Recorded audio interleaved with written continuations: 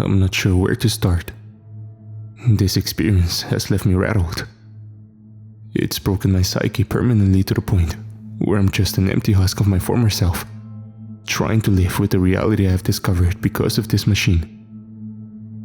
Perhaps we dug in too far, into a place where humanity was never meant to go. Our minds are weak, products of a fraction of a second of evolution when contrasted with the age of the entire universe. We think we're the center of this universe, when really, we're irrelevant to the grand scheme of things. In fact, we're tiny, like the countless ants you crush under your feet as you walk around. Still, we try to extend beyond our reach. It's in our very nature, a deadly gift from our minds. Curiosity. It takes many shapes and forms. It can be the domino that started someone's addiction, the grim reaper of someone's death. For us, it is the shadow behind our misfortune. It led us to extend beyond our capabilities, into a realm in which our mind itself fractures. My team and I conduct investigations, experiments and research into extremely secretive, or should I really just say, sci-fi topics at a highly reputable university in Australia. That's the most information I'm willing to give, in interest of my own privacy and safety. The existence of my team is never really supposed to be public either way. But, as you'll realize at the end of my story, I desperately need to let everyone know. So, we never really discovered anything amazing with our research and experiments, and mostly dropped topics and moved on. The goal wasn't to develop futuristic devices or work on sci-fi concepts, but to work into the unknown and extend our knowledge of the mysterious forces of the universe.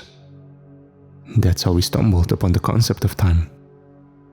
I want you to try and define time. Hard, right? Time is a flow of events, past through the future. We're always stuck in the current moment, able to remember the irreversible past. But what causes time? Is it an illusion? Perhaps it's a force just like gravity. Experts say it's possible to travel to the future because of special relativity. But what about the past? I mean, the only way to travel to the future is still waiting. You can't just skip time. You would simply perceive less time passing as compared to back down on Earth if you were to travel far away. It isn't really time travel. You still have to wait.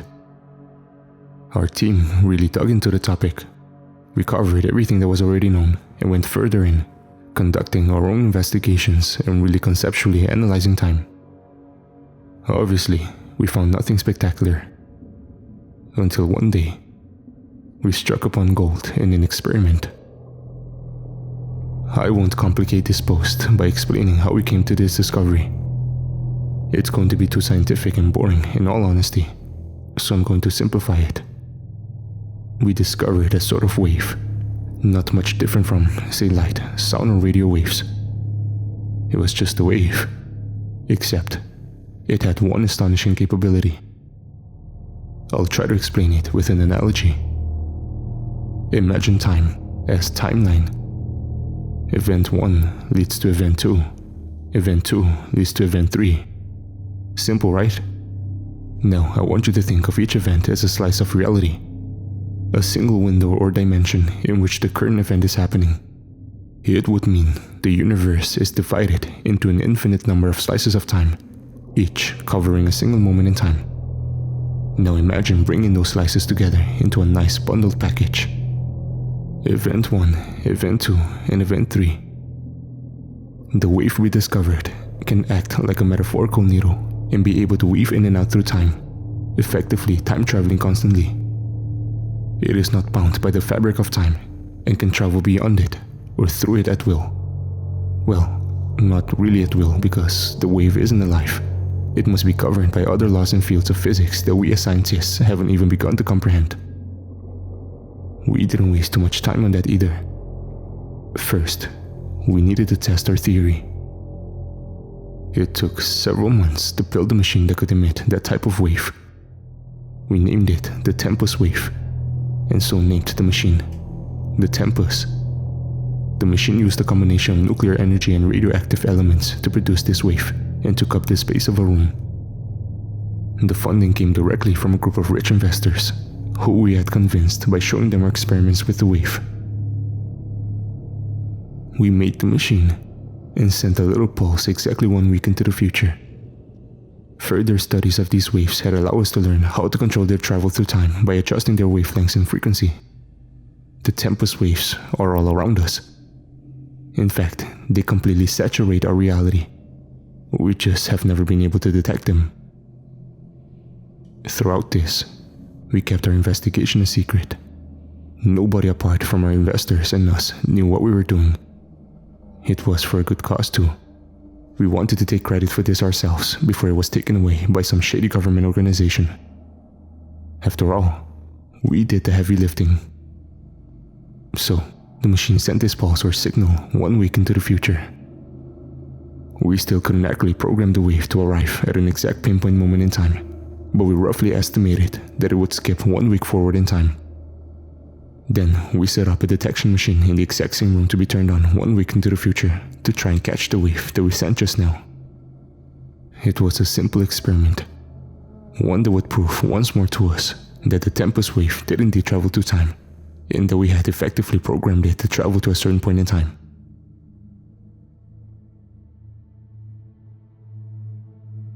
After the 1 week, we turned on the sensing machine and waited for it to pick up the pulsing signal that we had sent a week ago.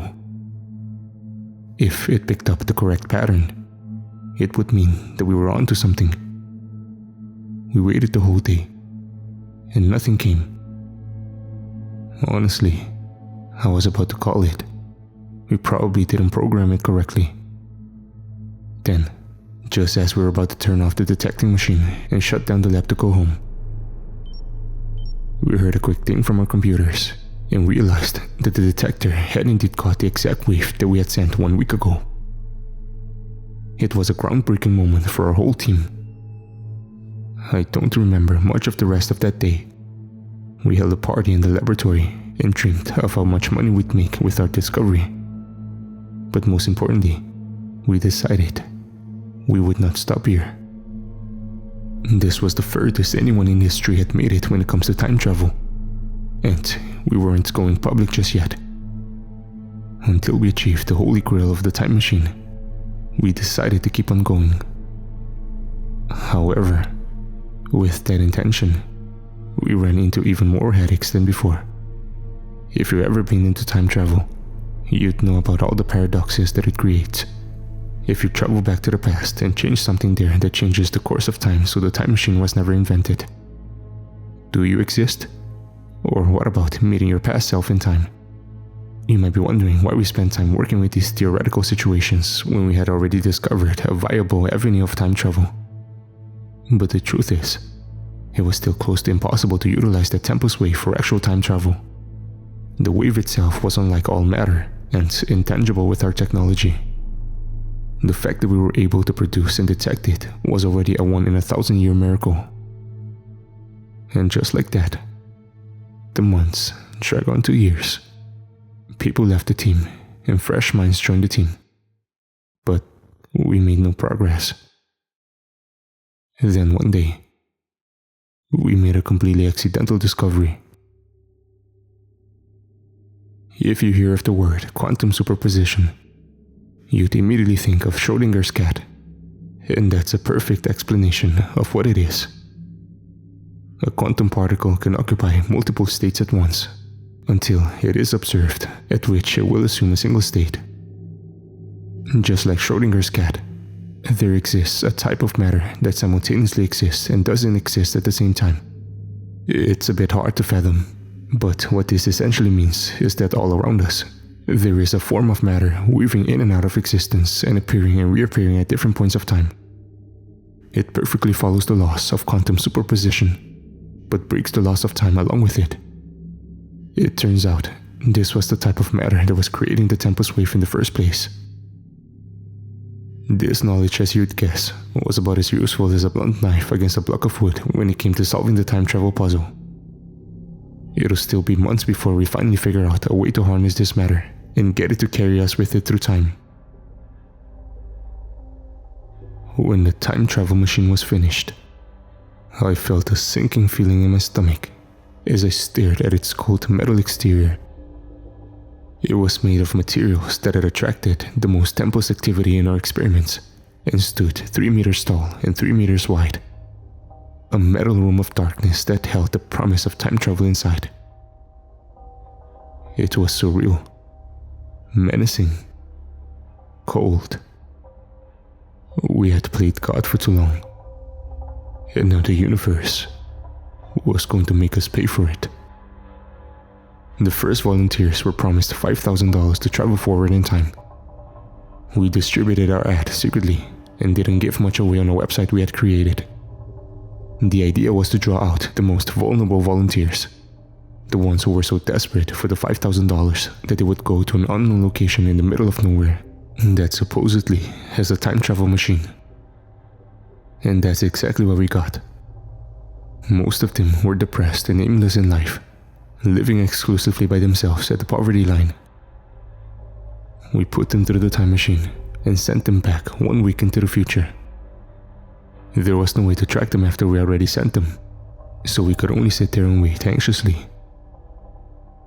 The anxiety rose to an all-time high when they did not return on the 7th day. No sign of them on the 8th day either. At that point, we were scrambling to search our records and the machine files, trying to see if we had made some sort of error and hadn't accidentally sent them many years into the future or the past. One of them came back on the 9th day. He didn't look human. His eyes were wide and bloodshot, swollen to the point of bursting, and his lips had already burst, his mouth now a blood streak on his pale face. He didn't speak, simply appeared into the machine on the 9th day and stood stiff as a plank in the corner. We had a camera inside the machine and watched him for hours as he made no movement, seemingly just staring into space until he finally collapsed and died. It took us a while to build the courage to extract him from the machine. And when we did, we found out that he had biologically aged 100 years. Then, on the 10th day, he came back again, appearing into the machine and standing in the same corner we had tracked his corpse out from the other day. He stood until he collapsed and died again. This time, we left his body in there, opting to see what would happen if he came back again the next day and saw his own dead body. On the 11th day, he came back, saw his body in the corner and screamed. It shook our entire lab. It was the scream of 1,000 dying souls, stabbing into our minds. But it was short-lived, because he collapsed on his own body. And then, we had 2 dead Schrodinger's cats in our lab. The rest of them never came back, and were never found again. Instead, we worked even harder on the machine, trying to figure out what went wrong and refined it perpetually until we were sure something like that would never happen again. In fact, this time, we didn't get any volunteers, because I had decided I was going to go in.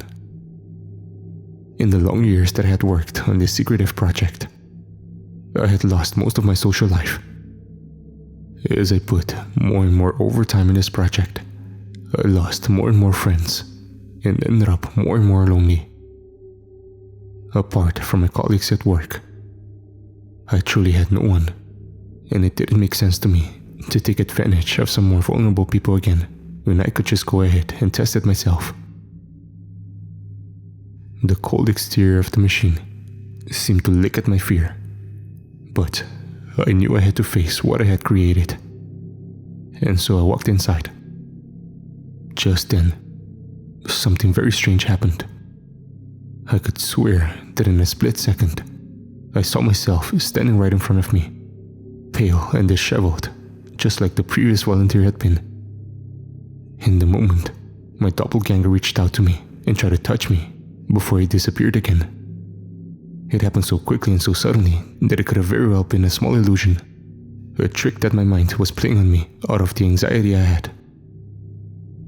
I pushed it to the back of my mind and stepped inside the machine as the scientists sealed the doors behind me on the touch of a button and prepared to send me a week into the future. 5, The countdown began, 3, and 2, when it reached 0, 0. nothing happened.